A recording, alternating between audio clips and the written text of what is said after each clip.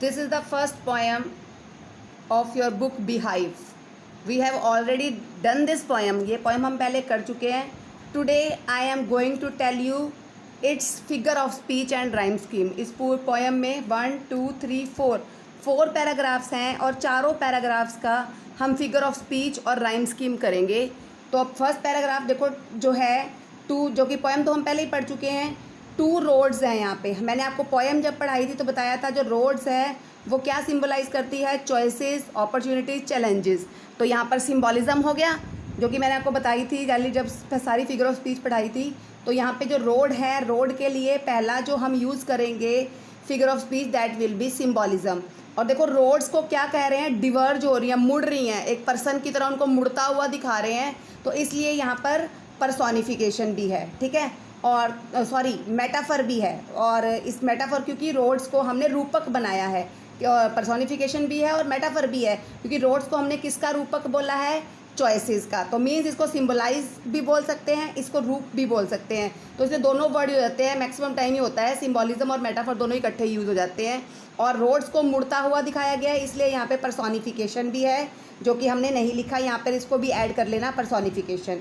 And next one is, इसमें देखो and paragraph, ये पैराग्राफ में पहली लाइन में ही, हर लाइन में पहला वर्ड ही एंड है. तो जब शुरू में ही एंड वर्ड आते हैं तो वो क्या होता है, एनाफोरा. तो इसमें थर्ड फिगर ऑफ स्पीच हमने यूज़ करी वो क्या है, एनाफोरा भी है.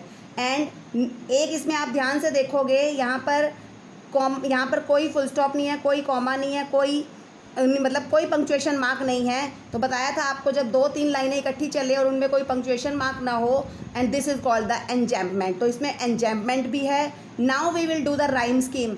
ये देखो वुड, सेकंड वर्ड छोड़ दो, बोथ है, इसकी आवाज़ नहीं मिल रही. वुड, स्टूड, कुड, सेम आवाज़ आ रही है ना. तो आपने वुड को जब ए बोला तो इसको स्टूड को भी ए बोलोगे, कुड को भी ए बोलोगे. अब आ जाओ आप इन पे, बोथ को आपने बी नाम दिया, ध्यान देना, अंडर ग्रोथ, इनकी सेम आवाज़ आ रही है, इनको बी बोल दिया. तो हमारी राइम स्कीम क्या बन गई, A B B. Clear. Now second paragraph में आप देखोगे सबसे पहले तो ग्रासी, और ग्रासी के साथ वांटेड लिख दिया. ग्रास कभी मांगती है, कुछ इच्छा रखती है, नहीं रखती ना कभी भी. तो ग्रास को मांगता हुआ दिखाया गया है, नॉन लिविंग थिंग को लिविंग की तरह बताया गया है. तो यहाँ पर भी पर्सोनिफिकेशन है.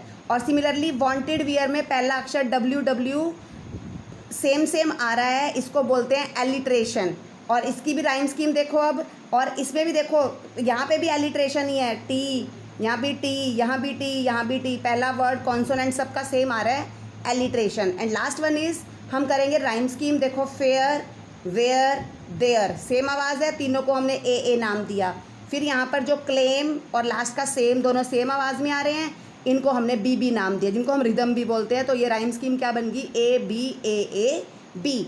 Now get start with the third paragraph में हमारे पास क्या है, देखो ये देखो फर्स्ट फॉर, दोनों का पहला अक्षर सेम है. तो इसलिए यहाँ पर भी हमारे पास क्या है, एलिट्रेशन है. और एक देखो पैराग्राफ के बीच में 2 वर्ड सेम है, वे. तो यहाँ पे रेपिटिशन भी है. और आपके पास ना बहुत सारे फिगर ऑफ स्पीच होते हैं जिनमें एक फिगर ऑफ स्पीच मैं आपको बता रही हूँ जब इन दोनों के ना मीनिंग अलग अलग है, दोनों वे के, क्योंकि दोनों वे के मीनिंग अलग है. यहाँ पे वे का मतलब है तरीका, यहाँ पे वे का मतलब है रास्ता. तो इसलिए ये यमक अलंकार जिसको हिंदी में होमोनिम बोलते हैं, यहाँ पे होमोनिम का यूज़ हो रहा है. एंड नाउ राइम स्कीम, ये देखो ले, डे, वे, ये तीनों में एक ए होगा क्योंकि इनकी तीनों की रिदम सेम है. ब्लैक, बैक, दोनों की रिदम सेम है, इनको बी नाम दे दोगे. तो इसकी भी राइम स्कीम क्या है, ए बी.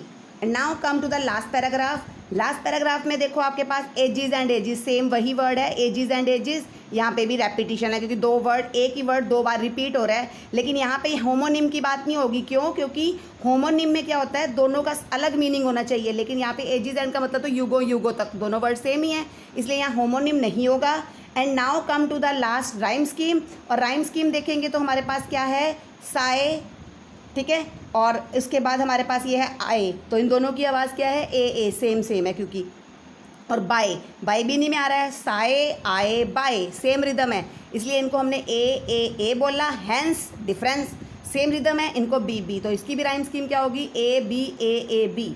ठीक है. तो now this is the poem the road not taken, और जिसकी हमने फिगर ऑफ स्पीच करी है और साथ में इनकी राइम स्कीम करी है. देखो फिगर ऑफ स्पीच में ना एक फिगर ऑफ स्पीच हम आगे क्या पता हमारे पास और भी आए, पन, जैसे मैं आपको ये बताया था ना, जैसे अभी आपको मैंने बताया था होमोनिम। होमोनिम में तो क्या होता है, एक ही वर्ड 2 बार आता है, उसका मीनिंग भी डिफरेंट डिफरेंट होता है। लेकिन कई बार ऐसा भी होता है एक ही वर्ड एक ही बार आता है, लेकिन फिर भी उसके बहुत सारे मीनिंग होते हैं। जैसे आपने हिंदी में अगर पढ़ा हो ना, शलेश अलंकार जिसको बोलते हैं, अगर रहीमन पानी राखिए बिन पानी सब सून, तो वही चीज़ है ये पन, क्योंकि वहाँ पे पानी के बहुत सारे मतलब होते हैं। पानी का मतलब जल भी होता है, पानी का मतलब शर्म भी होता है। तो वहाँ एक ही वर्ड पानी है जो एक ही बार आया, लेकिन उसके मीनिंग बहुत सारे हो गए। एक ही वर्ड एक ही बार आया, लेकिन मीनिंग अलग अलग देता है।